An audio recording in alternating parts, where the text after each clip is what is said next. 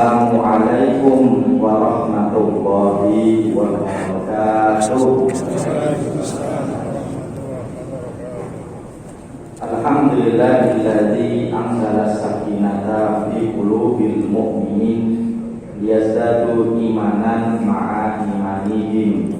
Sallallahu wa salamuhu ala nabiyyina wa syafi'ina wa qurrati orang sini belum tahu, orang sini kan nggak ikut. Sofil anbiya'i wal mursalin wa ala alihi wa ashabihi ajma'in. Rabbi syrah li sadri wa yassir li amri wa hlul 'uqdatam min lisani yafqahu qawli, amma ba'du.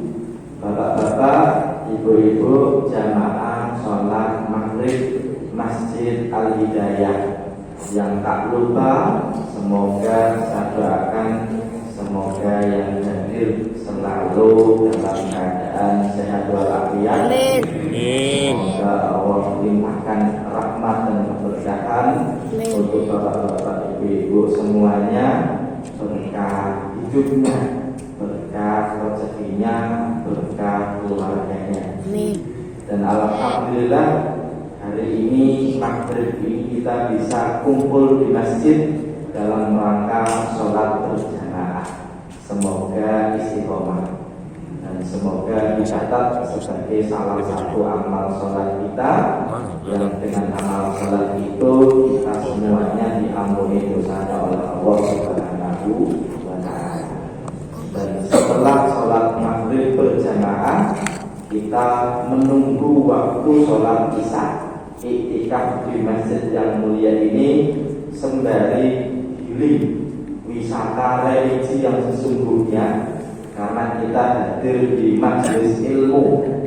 Dan hari ini kita akan melanjutkan kajian kita tentang fikih muamalah, karena di bulan lalu kita membahas fikih ibadah.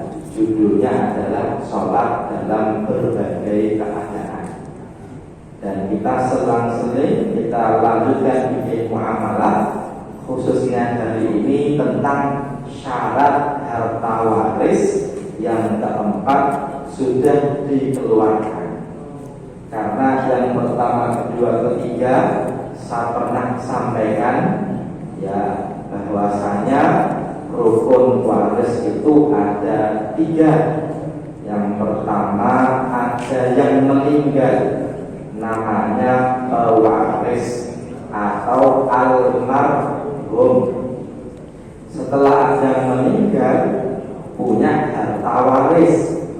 Yang ketiga baru ahli waris. Ya, kita sudah bahas tentang pewaris almarhum. Kita sudah bahas harta waris. Syarat pertamanya hartanya halal, tidak sengketa. Syarat kedua, dimiliki saat masih hidup. Ya, syarat yang ketiga, tidak bercampur dengan hartanya orang lain, baik partner bisnis maupun harta suami dan istri.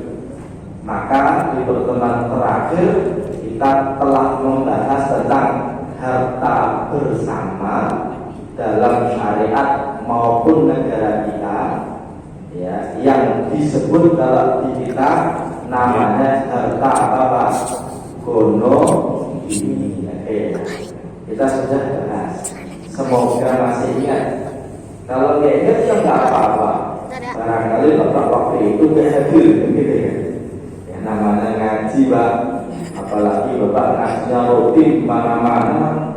Ini ustaz siapa nyampein apa, kan kadang-kadang lupa, Pak, ya, lupa. Tapi kalau ustaznya kalau bisa jangan lupa, karena kalau ustaznya lupa nanti diulang-ulang materinya. Apalagi jamaahnya yang ingat, perasaan ustaz sudah pernah nyampein kayak gitu.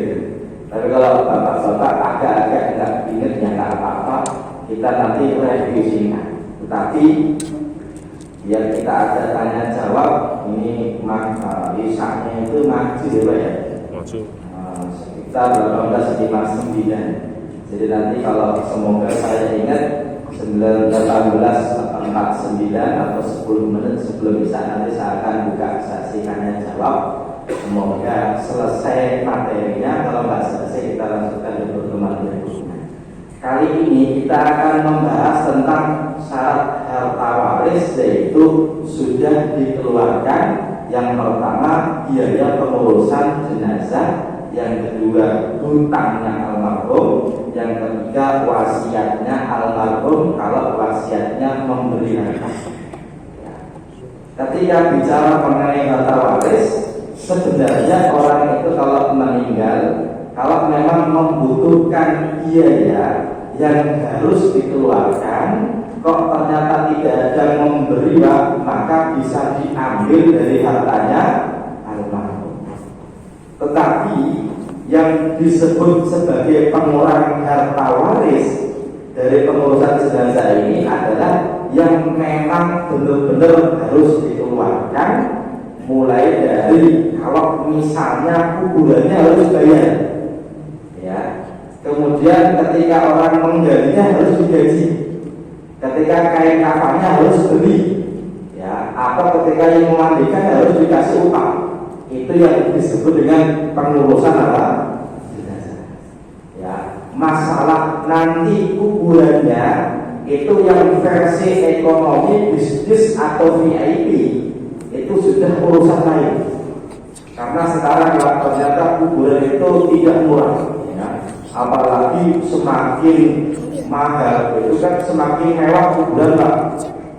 Jakarta aja ada yang bilang orang itu tak mesen kuburan itu pesennya aja 12 juta, ya. Apalagi kalau semakin ke timur sana di Karawang itu ada apa? Sanjaya Tuhi, ya Pak. Itu Pak mahal, ya. Sampingnya ada Al-Azhar Memorial, Pak, dan gitu kan. Itu mahal. Nggak tahu kenapa mahal. Mungkin dalamnya ada AC-nya, kalau sudah levelnya premium itu berarti ya kalau keluarganya mau silakan, kalau nggak mau ya nggak apa-apa, ya. Karena orang meninggal itu sekarang butuh biaya, ya Pak, ya. Tapi yang disebut dengan biaya pengurusan jenazah itu yang harus, karena kadang-kadang begini, sekarang orang itu meninggal butuh biaya banyak, itu kadang-kadang bukan yang primernya, bisa sekunder, bisa tersier. Kok bisa? Beberapa tempat itu kalau ada orang meninggal, ternyata biayanya yang meninggal, Pak. Atau waktu itu saya ngajar di situ, itu ada keluarganya itu tahu-tahu ngasih apa? Amplop, ini apaan? Ini berapa? Sholat jenazah dapat apa? Amplop. Ya. Kalau levelnya kotaknya tinggi nanti berapa? Nanti kalau jamaah biasa berapa? Itu kadang-kadang ada model begitu, Pak. Ya, kalau duitnya banyak, orang kaya, oke lah. Dulunya mungkin kayak gini, biar banyak yang memberangkat, maka dikasih apa?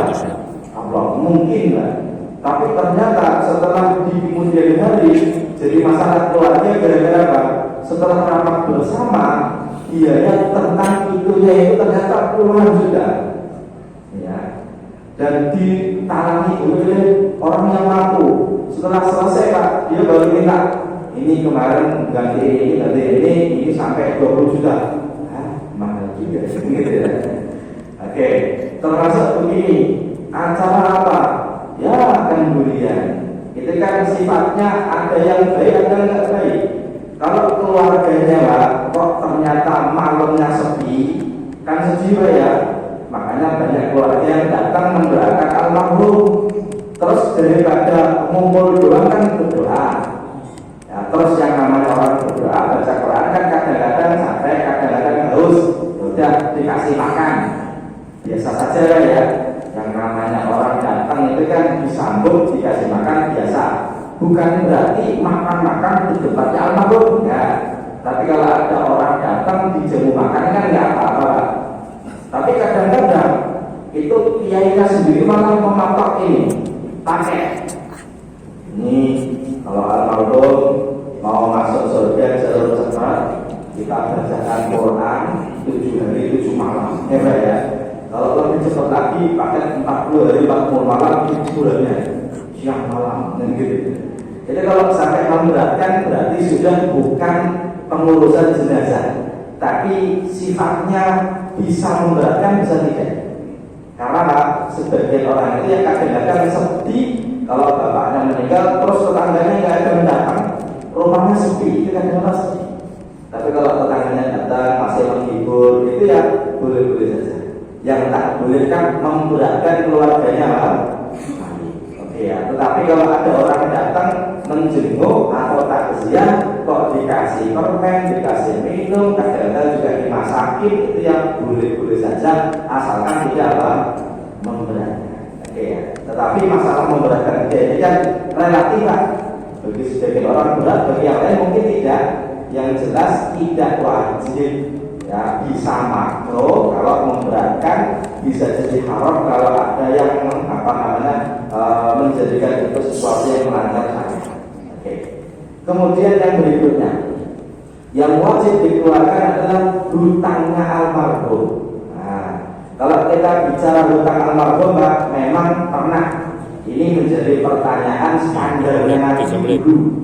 Ketika ada orang kok disolatkan di masjid, Nabi bertanya tentang hutangnya. Ya, dalam hadis riwayat Imam Bukhari, ketika ada orang meninggal, Nabi diminta untuk mensolatkan. Terus Nabi nanya, hal alaihi daynun, punya utang nggak orang ini? Ya, ini jarang kita sekarang menemukan ustaz kok nanyain utangnya almarhum ya. Tapi dulu pernah itu bukan berarti selalu lah. Dulu pernah. Ternyata dijawab, lah nggak ada Nabi, punya harta nggak?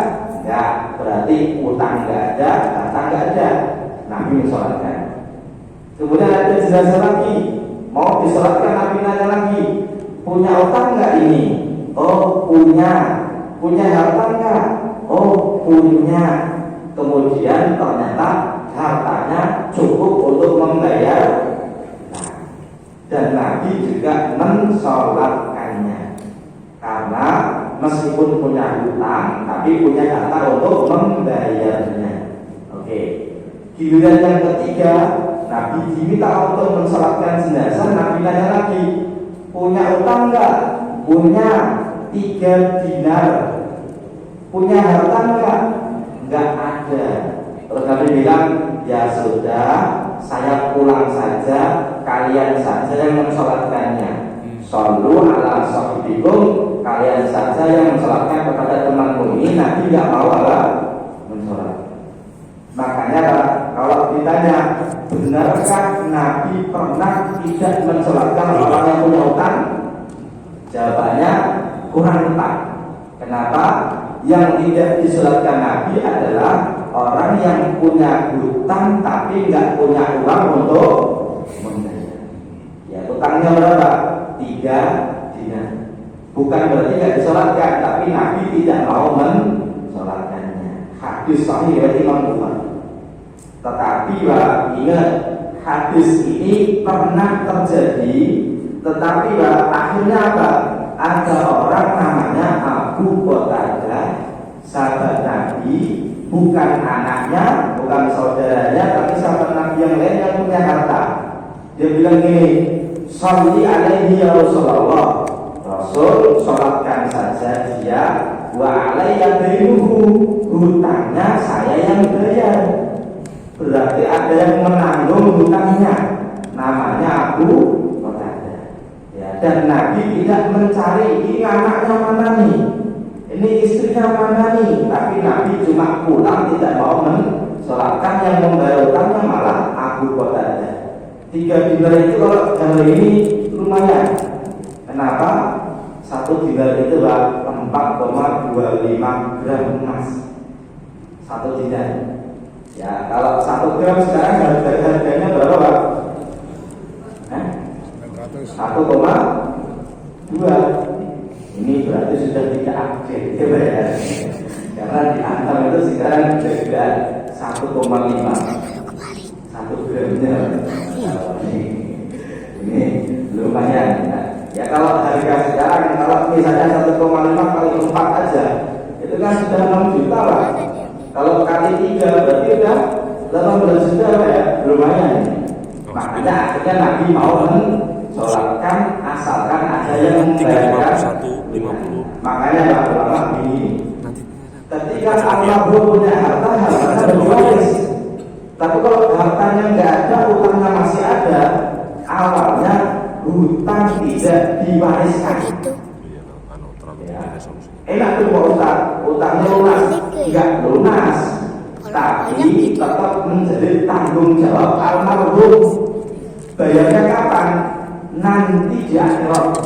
Dengan apa? Dengan pahalanya. Nah, masalahnya gini.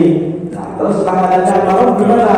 Ya sudah, berarti yang dulu berpahala Pak, itu dikurangi, ditransfer, dikirimkan kepada orang yang dulu memberi. Makanya Bapak ini janjinya akhir bulan dibayar, akhir bulan nggak kelihatan orangnya Pak.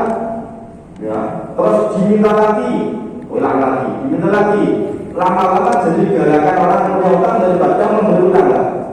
Makanya banyak juga yang berutang itu dulu waktu berutang melas-melas, tapi bila bayar malas-malas dan gitu ya. Oke, makanya ini, nah, saya malas minta lagi, tapi saya nggak ikhlas. Pokoknya utangnya tetap Pak. Artinya orang ini tidak menghalalkan hutangnya, tapi nggak diminta karena sudah malas. Pertanyaannya Pak, meskipun nggak ikhlas, tapi kalau utang, kira-kira biasa jadi pahala Pak? Nggak ikhlas, sampai ikhlas gitu ya. Jadi pahala, jadi pahala. Karena Pak, hutang itu tidak ada ikhlas tidak ikhlas. Karena sudah dikasih Pak. Ya, yang ada ikhlas tidak ikhlas itu sodako. Tapi kalau utang, saya tidak ikhlas itu bahasa kita. Bahasa Arabnya nggak ada tidak ikhlas. Yang ada gini, orang itu kalau punya utang itu digugurkan, ya, dihalalkan atau tidak. Kalau dihalalkan berarti utangnya selesai. Kalau tidak dihalalkan berarti utangnya apa? Masih, meskipun tidak ikhlas. Dan nanti dari kiamat akan tetap jadi pahala. Bedanya gini, kalau dibebaskan namanya ibro Pak, itu bebas. Utangmu bebas atau dihalalkan, utangmu halal, kita dapat pahala dari Allah. Dia pahalanya nggak dikurangi. Tapi kalau kita tidak ikhlaskan, dia pahalanya dipotong, dikasih kepada kita. Berarti kita juga dapat pahala. Tapi kalau tidak kita ikhlaskan atau tidak kita bebaskan, tidak kita halalkan, pahalanya dipotong dari pahalanya orang yang punya utang. Oke ya. Makanya meskipun tidak ikhlas itu tetap jadi pahala. Tinggal masalahnya gini, setelah kita bilang tidak ikhlas, kan tetap jadi utangnya dia. Masalahnya tinggal apakah pahala kita gantian diambil atau tidak. Kok bisa? Bisa jadi kita tidak ikhlas Pak, tetap dapat pahala dia, tapi kemana-mana kita ceritain jeleknya dia. Ya, ketika ketemu gitu kan, Pak Bambang, jangan Pak Bambang, ini ada Pak Bambang. Pak Budi misalnya, aku juga. Nah, yang nggak ada siapa ya? Charles saja, saya nggak ada lah Charles. Pak Charles itu tahu nggak? Itu utang besar 5 juta. Itu kalau ketemu kayak nggak punya utang aja, kan gitu. Itu Pak, nanti di akhirat, karena kita tidak mengikhlaskan, kita dapat pahala gara-gara dia masih punya utang pada kita. Tapi karena kita ngomongin dia, hibah kepada dia, itu kira-kira kita juga diberi pahalanya ya. Iya, bisa jadi malah kita lebih banyak dikuranginya. Gara-gara dia cuma tidak berutang, kita malah kemana-mana jelekin dia. Nah, tinggal nanti kira-kira impas atau malah kita rugi, ya gitu ya. Nah, makanya kalau tidak ikhlas sudah selesai. Tapi tetap kita tidak mau menghalalkan. Makanya bahasanya itu bukan ikhlas atau tidak ikhlas, tapi halal atau tidak, bebas atau tidak. Oke ya. Oke. Hanya saja gini. Hadis ini Pak, ini sebenarnya ada lanjutannya. Karena banyak orang yang suka membaca hadis ini sepotong-sepotong. Ya. Karena gini, setelah itu ada juga hadis riwayat Imam An-Nasa'i, ketika ada orang meninggal, Nabi nanya juga, orang ini punya utang enggak? Oh, punya 2 dinar. Nabi bilang kalian saja mensolatkan. Tadi hadisnya beda. Kalau tadi 3 dinar, kalau ini 2 dinar. Kemudian ini, falamma fatahallahu ala Rasulillah sallallahu alaihi wasallam. Setelah Allah itu membuka kepada Rasul, maksudnya itu setelah Nabi menjadi khalifah setelah Fatu Makkah. Ya, Nabi bilangnya ini, ana aula bi kulli mu'minin min nafsihi. Saya, kata Nabi, lebih berhak kepada orang mukmin daripada dirinya dia. Terus Nabi bilang, man taraka dainan fa'alayya wa man taraka malan fa'ali warasati. Siapa yang meninggal kok punya hutang, kok nggak bisa bayar hutang, yang wajib bayar siapa? Fa'alayya, kepada saya. Siapa? Nabi. Hutang tadi, berarti Nabi menanggung hutangnya orang-orang mukmin yang meninggal nggak punya harta. Kalau punya harta, maka kepada siapa? Ahli warisnya. Maka kalau menyampaikan hadis yang awal kok tidak komplit, seolah-olah orang yang punya hutang nggak bisa bayar itu tidak disolatkan oleh Nabi. Tapi dulu ini hanya untuk apa? Memberikan efek jerah. Kalau punya hutang ya segera dibayar. Oke ya. Tapi setelah itu Nabi bilang, kalau ada orang mukmin yang seperti itu lagi, laporin ke saya nanti akan bayarin apa? Hutangnya. Ini berarti Pak Nabi ini bisa bayar ya. Dan saya kira ini hadis ini agak susah dipraktekkan di Pak. Kalau dulu Nabi menganggap dirinya yang berkewajiban membayar hutangnya, orang mukmin yang meninggal nggak punya uang untuk membayar. Pertanyaannya ini, setelah Nabi itu meninggal, terus kepada siapa yang wajib bayarin Pak? Ya benar Abu Bakar. Kalau Abu Bakar meninggal, kepada siapa? Umar dan lain sebagainya gitu ya. Masalahnya gini, Nabi itu kan apa? Menyebutkan al ulama warasatul anbiya. Nabi itu menyebutkan ahli warisnya Nabi itu siapa Pak? Ulama. Berarti kalau Nabi yang sudah meninggal, ini yang mengganti siapa? Ulama atau siapa? Kalau ulama, masalahnya ustaznya juga nggak punya uang. Ya. Kalau ada jemaah ini, jemaahnya punya, tapi nggak punya uang. Harusnya kalau ustaznya begini, ya udah, dia utangnya saya Pak, bayarin kan gitu ya. Oke. Tetapi Pak, ulama menyebutkan bahwasanya emang dulu Nabi pernah menanggung hutang dari orang yang meninggal, ya. Tetapi Pak, ternyata ketika Nabi sudah meninggal itu dikembalikan kepada penggantinya Nabi, yaitu para khalifah. Jalur apa? Nah di sini, waman ini kalau hadisnya banyak, waman tu fi awalihim fa'ala qadahu. Ya, dalam hadis yang banyak nanti Nabi menyampaikan kalau ada orang meninggal maka saya wajib membayarnya. Dan ternyata para ulama menyimpulkan setelah Nabi wafat maka digantikan posisinya kepada para khalifah. Kalau sekarang khalifahnya kok nggak ada, para pemimpin. Ya, kalau dalam tanda kutip sekarang siapa membayarkan? Awalnya yang membayar pun juga tidak dari uangnya Nabi, tapi jalurnya Pak, jalur namanya yang punya masalah dalam ayat ini. Ya, masalahnya gini. Kalau hutangnya kepada saudara sendiri, kepada orang tua sendiri, kepada teman sendiri, itu kadang-kadang lupa untuk dicatat. Ya, padahal perintah mencatat hutang itu disebutkan spesifik dalam Al-Qur'an. Ya ayyuhalladzina amanu idza tadayantum bidainin ila ajalin musamman faktubuhu. Kalau kalian utang sampai waktu tertentu maka apa? Tulislah. Dan ini menjadi ayat paling panjang dalam Al-Qur'an, dalam surat paling panjang yaitu surat apa? Al-Baqarah.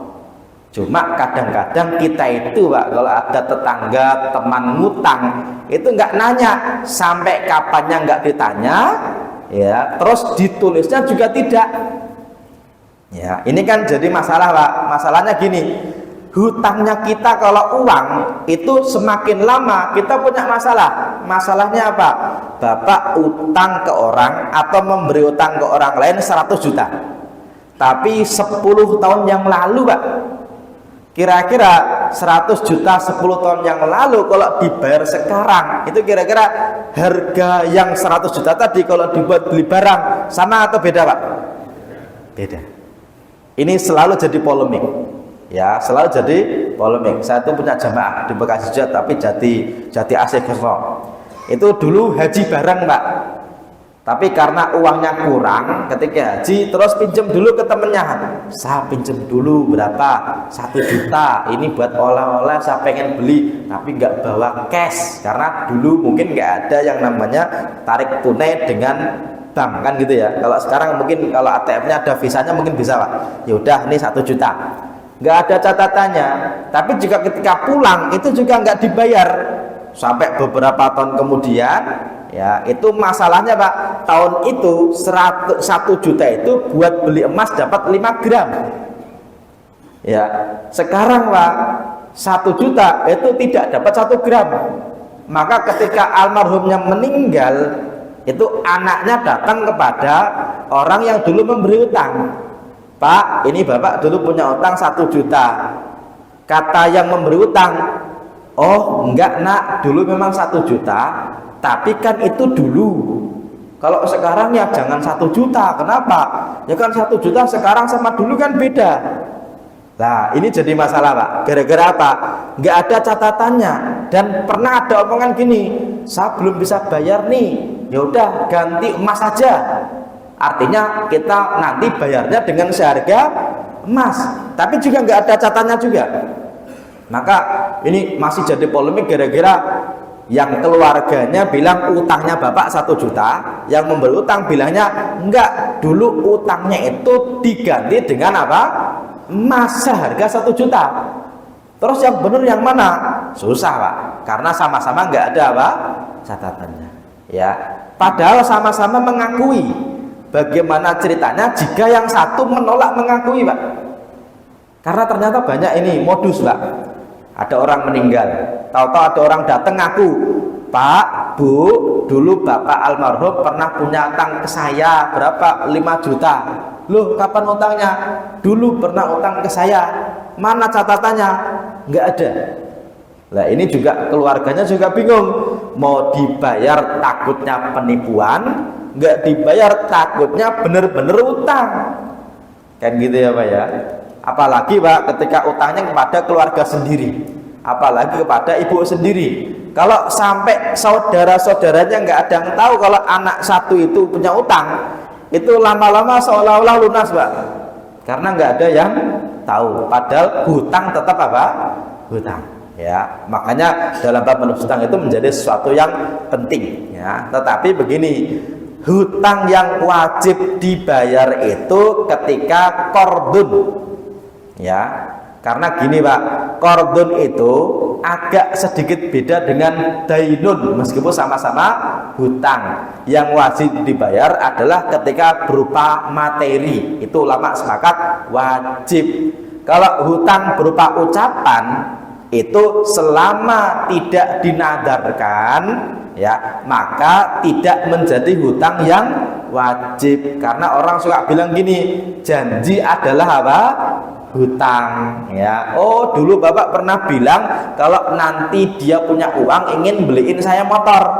Itu kalau ternyata meninggal, Pak, janji tadi tidak wajib dilaksanakan, karena meskipun udah ada ucapan, tapi karena sudah meninggal maka ucapan tadi gugur.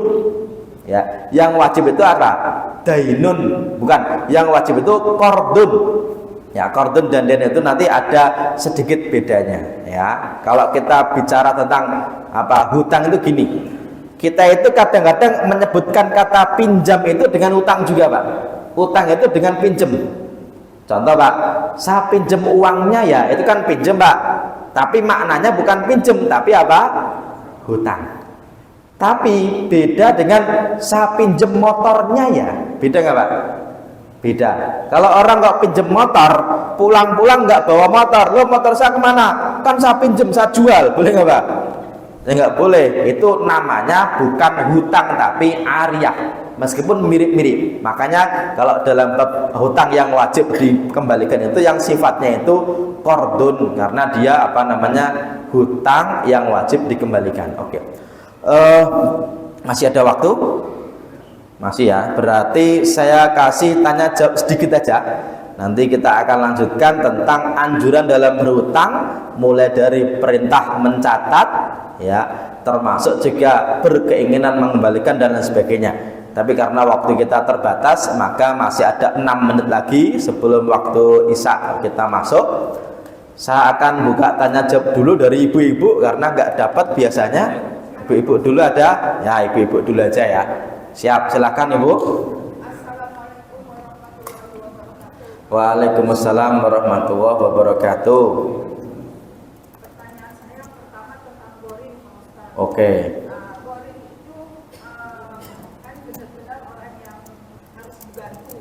Nah, untuk orang yang kan sebenarnya ahli warisnya itu minta pertolongannya ke boring itu, apakah ada lembaga yang menangani atau kemana, Pak Ustaz? Siap.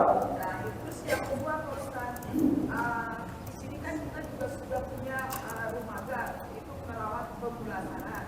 Nah, yang jadi pertanyaan saya, bagaimana hukumnya sesuai hadis, Pak Ustaz? Apakah yang meninggal bisa keluarga sendiri? Apakah keluarga sendiri yang harus memandikan jenazah itu sampai dia selesai, atau bagaimana, Pak Ustaz? Menurut hukumnya, Pak Ustaz? Oke, bagus nih pertanyaan. Oh, yang ketiga banyak. Mumpung ya, Bu. Pelatihan pengurusan jenazah.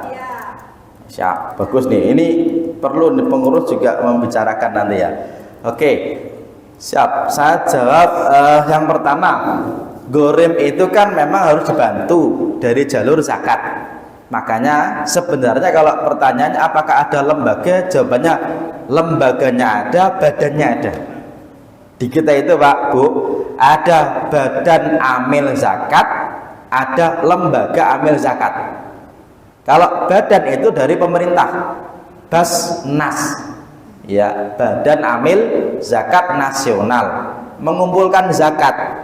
Ada juga lembaga amil zakat namanya LAZ, bisa nasional, bisa tidak nasional. Bisa kalau di Indonesia ada rumah zakat, ada lazismu, kan gitu kan, itu banyak itu.